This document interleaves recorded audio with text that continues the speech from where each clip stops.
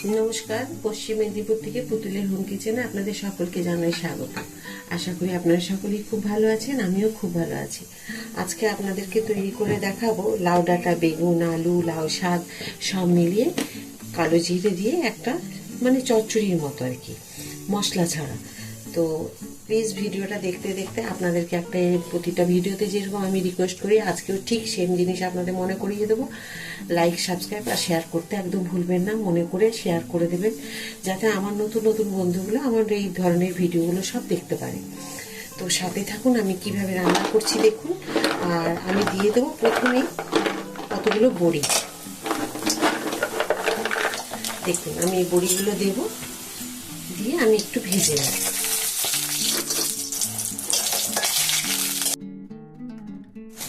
দেখুন লাল হয়ে বড়িগুলো ভাজা হয়ে গেছে। দিয়ে দিলাম 3টে তেজপাতা, 2টো শুকনো লঙ্কা, আর এখানে দিয়ে দেবো আমি পরিমাণ মতো একটু কালো জিরে। এটা কালো জিরে দিয়ে করবেন, খুব সুন্দর হবে খেতে। এবার দিয়ে দেবো দেখুন বেগুন আর আলু আমি কেটে রেখেছি। আলুগুলোকে লম্বা কেটে রেখেছি আর বেগুনগুলোকে তুলে দেবো।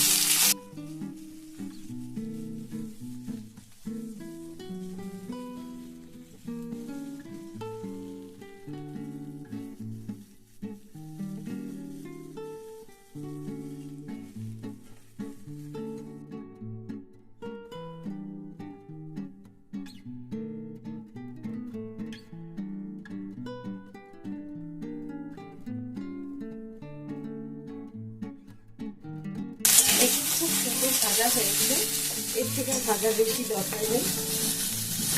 দিয়ে দেবো এখন আমি পরিমাণ মতো নুন, যেটুকু নুন প্রয়োজন, লাগলে আবার পরে দেবো। দেবো এখন হলুদ,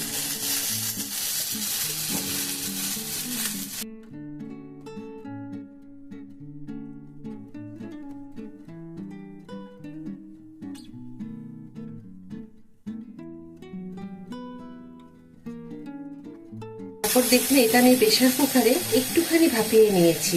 কেমন ভাবে নিয়েছি দেখুন, এইরকম একদম ঘেটে যাবে না, এইরকম সেদ্ধ করেছি। আর পাতাগুলো দিয়েছি ছোট ছোট করে কেটে। ব্যাস এইগুলোকে এখন আমি দিয়ে দেবো।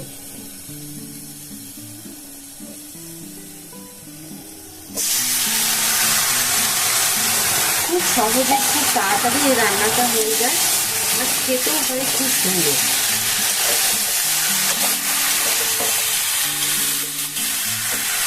দিয়ে এখন একটু আমি মিডিয়াম ফ্লেমে দিয়ে 5 মিনিটের জন্য ঢাকা দিয়ে দেব। দিয়ে দিচ্ছি আমি একটুখানি মিষ্টি পরিমাণ মতো, যেটুকু লাগবে সবজি অনুযায়ী আপনাকে মিষ্টি দিতে হবে। এতে দিয়ে দিলাম। তারপরে আবার এগুলোকে ভালো করে মিশিয়ে নেব। এই মিশিয়ে নিয়ে আমি একটু ঢাকা দিয়ে দেবো। দেখুন এখনই দেখতে কি সুন্দর লাগছে। আপনারা যদি ঝাল খেতে চান তাহলে কাঁচা লঙ্কা এর মধ্যে দিয়ে দিতে পারেন। আমি 2টো শুকনো লঙ্কা ফোড়ন দিয়েছি। আর ঝাল যদি পছন্দ করেন তাহলে ঝাল এখানে কাঁচা লঙ্কা কেটে দিয়ে দিতে পারেন বা বেটেও দিতে পারেন। দেখুন আমি লাউ ডাঁটার ঢাকা খুলে দেখে নিলাম, ভালো সেদ্ধ হয়ে গেছে। আমি একদম লো ফ্লেমে এটাকে সেদ্ধ করেছি। তো এটাকে এখন আমি একটা বাটিতে বা থালায় ঢেলে রাখবো। তারপরে আপনাদের দেখাচ্ছি আসল জিনিসটা কি, এর স্বাদটা কেন এত ভালো হয়। তো চলুন ঢেলে নিই। দেখুন তেল গরম হয়ে গেছে, এখন দিয়ে দেবো আবার আমি একটুখানি কালো জিরে, আর একটুখানি দেব বেসন, এই 1 চামচ মতো বেসন দেব। এই রান্নাটার এই কারণেই এতটা টেস্টি হয়, সেই কারণে আপনাদেরকে বললাম যে এর স্বাদটা কেন এত ভালো হয়। চলুন এটাকে আমি একটুখানি ভেজে নিই। দেখুন এটা হচ্ছে লাউ ডাঁটা, বেগুন, আলু, বেসনের চচ্চড়ি। এটা খুব সুন্দর হয় খেতে। একবার অন্তত আমার এই রান্নাটা দেখে বাড়িতে করুন, করে বলবেন কিরকম হয়েছিল কমেন্ট করে। তো এটা কেন দেওয়া, এর বেসনের গন্ধটা খুব সুন্দর আসবে চচ্চড়িতে, আর এর যে একটা মাখো মাখো ভাব হবে, ছাড়া ছাড়া হবে না। কারণ সেখানে আমি তো কোনো মশলার ব্যবহার করিনি, শুধু এই বেসন দিচ্ছি, দিয়ে আর এই চচ্চড়িটা যাতে ছাড়া ছাড়া না হয় সেই কারণে মানে এটা একদম পুরো মাখা হয়ে থাকবে। দেখুন এইভাবে বেসন ভেজে নিতে হবে, নিয়ে আমি একটা থালায় ঢেলে রেখেছিলাম, এটা দিয়ে দিলাম।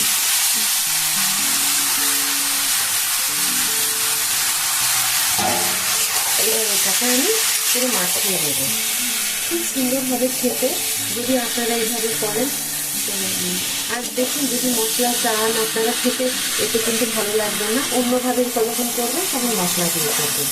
তো কেমন হয়েছে বলুন আজকে আমার এই আজকে লাউ ডাঁটা আলু বেগুন কালো জিরে বেসনের যে চচ্চড়ি। তো আশা করি আপনাদের খুব ভালো লেগেছে রান্নাটি। দেখুন কীরকম মাখা মাখা হলো। আশা করি আজকে এই চচ্চড়ি ভিডিও আপনাদের খুব ভালো লেগেছে। আর শেষ পর্যন্ত ভিডিওটি দেখার জন্য আপনাদেরকে অসংখ্য ধন্যবাদ। এইভাবেই আপনারা আমার সাথে থাকবেন, পাশে থাকবেন। আর প্লিজ লাইক সাবস্ক্রাইব আর শেয়ার করতে ভুলবেন না। আর কেউ ডিসলাইক করবেন না, সবাইকে আমি রিকোয়েস্ট করছি ডিসলাইক করবেন না। এগিয়ে যেতে আমাকে সহযোগিতা আপনারা করবেন। আপনারা পাশে আছেন বলে আমি এত উৎসাহ পাই এক একটা রান্না করার জন্য। তো চলুন আজকে চলে আসবো আবার একটি নতুন রান্না নিয়ে। তো সবাই খুব ভালো থাকুন এই বলে আজকের ভিডিওটি শেষ করছি। নমস্কার।